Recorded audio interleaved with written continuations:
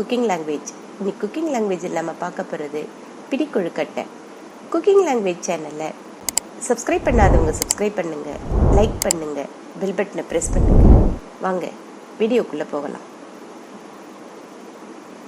நான் 3/4 கப் வெல்லம் எடுத்து வச்சுருக்கேன். அது ஒரு பாத்திரத்தில் சேர்த்துக்கிறேன்.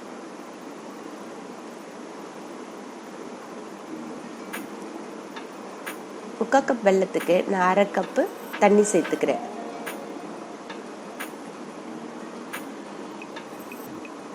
இது எல்லாத்தையும் நல்லா கலந்து விட்டுக்கலாம். வெல்லம் நல்லா கரையிற வரைக்கும் இதை கொதிக்க விடலாம்.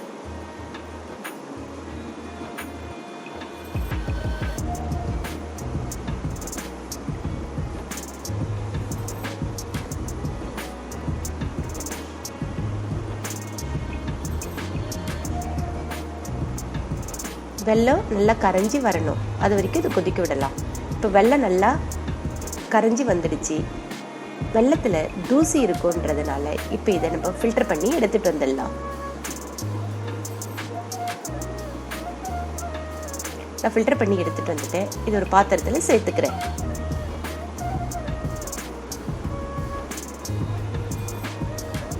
இப்போ இந்த வெல்லத்து கூடவே நான் 2 டேபிள் ஸ்பூன் தேங்காய் துருவல் எடுத்து வச்சுருக்கேன். அதை இதில் சேர்த்துக்கிறேன். நீங்கள் உடனே சாப்பிட்றப்போல இருந்ததுனாக்கா தேங்காய் துருவில் அப்படியே சேர்த்துக்கலாம். இல்லை 2-3 நாள் வச்சு சாப்பிட்றப்போல இருந்ததுனா தேங்காவை வதக்கி சேர்த்துக்கோங்க. தேங்காவை நெய்யில் வதக்கிட்டு அதுக்கப்புறம் சேருங்க.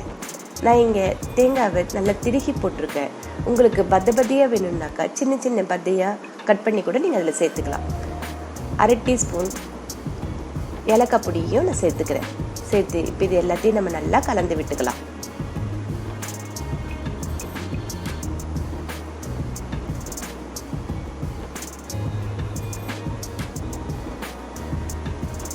இப்போ வெள்ளை தண்ணி நல்லா கொதிச்சு வருது. நான் 1 கப்பு அரிசி மாவு எடுத்து வச்சுருக்கேன். அதை இதில் சேர்த்துக்கிறேன். அரிசி மாவு இல்லை கொழுக்கட்டை மாவு எந்த மாவாக இருந்தாலும் நீங்கள் டைரெக்டாக அப்படியே சேர்த்துக்கலாம். சேர்த்து இது நல்லா கலந்து விடலாம்.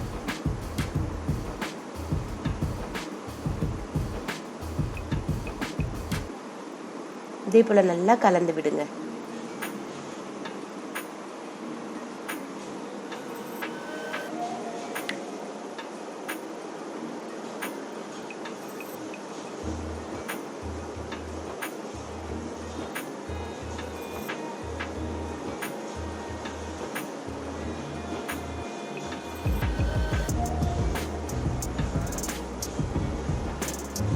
இப்போ நல்லா கெட்டியாய் வந்திருக்குது. இப்போ நம்ம இது ஒரு மூடி போட்டு மூடி வைக்கலாம். நம்ம இப்படி மூடி வைக்கும்போது மாவும் நல்லா உள்ளே நல்லா வெந்து வரும். அதனால் நம்ம கை சூடு தாங்குற வரைக்கும் இதை அப்படியே மூடி போட்டு மூடி வச்சிடலாம். இப்போ நம்ம கை சூடு தாங்குது, அந்த அளவுக்கு மாவு இருக்குது. இப்போ இதில் நான் 1 ஸ்பூன் நெய் விட்டுக்கிறேன். இது எல்லாத்தையும் நம்ம நல்லா கலந்து விட்டுக்கலாம். சப்பாத்தி மாவு பதத்துக்கு இது நல்லா பிசைஞ்சு எடுத்துக்கோங்க.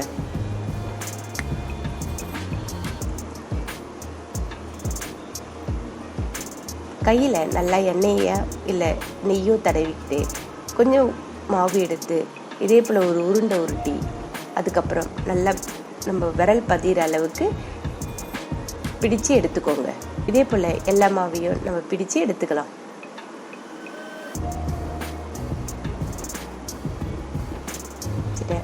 அதில் இட்லி தட்டில் நல்லா நெய்யை தடவிட்டு வச்சுருக்கேன். இப்போ நம்ம பிடிச்சு வச்சுருக்கோம் இல்லையா கொழுக்கட்டை, அதை இதில் அடிக்கிடலாம்.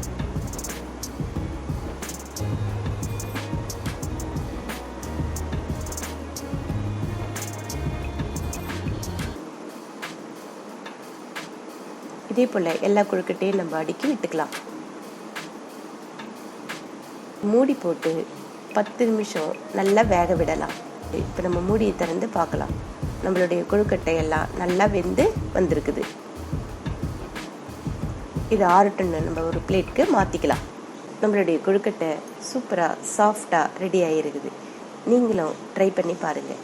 இந்த வீடியோ உங்களுக்கு பிடிச்சிருந்ததுனாக்கா லைக் பண்ணுங்கள், ஷேர் பண்ணுங்கள், சப்ஸ்கிரைப் பண்ணுங்கள்.